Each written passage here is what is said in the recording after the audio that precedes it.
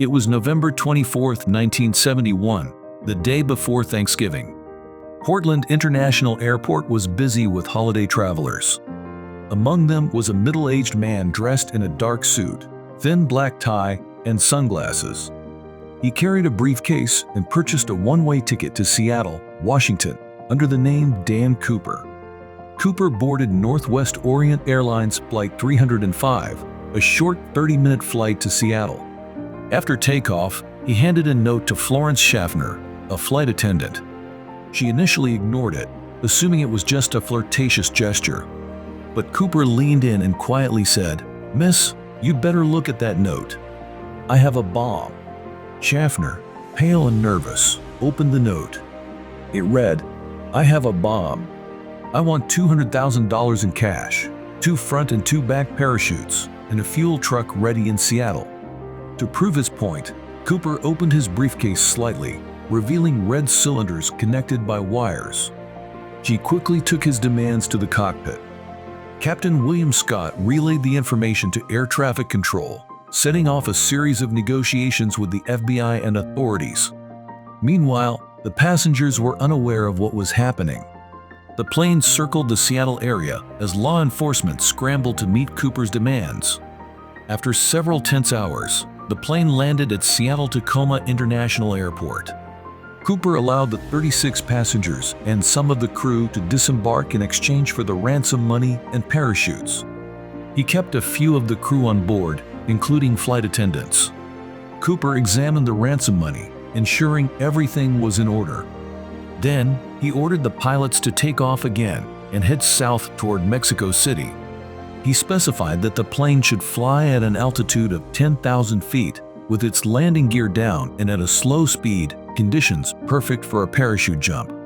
Mid-flight, somewhere over Washington State, Cooper sent the remaining flight attendant, Tina Mucklow, to the cockpit. He then lowered the rear air stair of the Boeing 727. In the dead of night, amidst a storm, he jumped out of the plane, disappearing into the dark wilderness below. It was the last anyone ever saw of him. When the crew realized Cooper was gone, they landed the plane safely in Reno, Nevada. Law enforcement immediately began a massive manhunt. Paratroopers and helicopters scoured the forests of southern Washington, where they believed Cooper had jumped. However, no trace of him, the money, or the parachutes was found.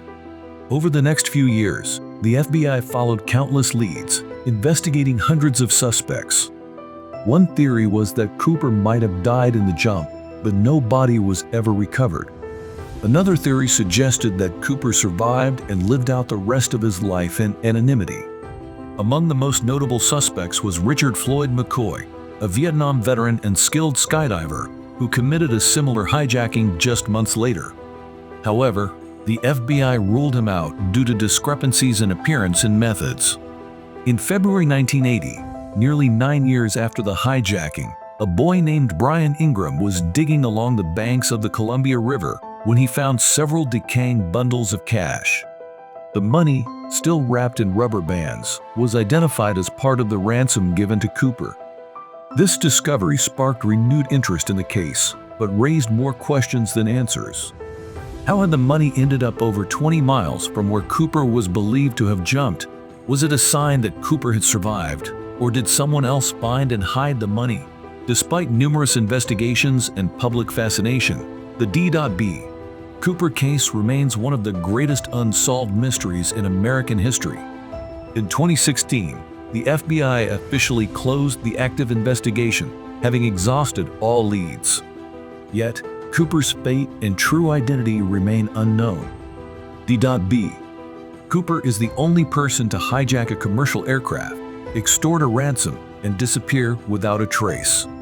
His daring escape, coupled with the mystery of his identity, has made him a legend, leaving behind a legacy of intrigue and unanswered questions.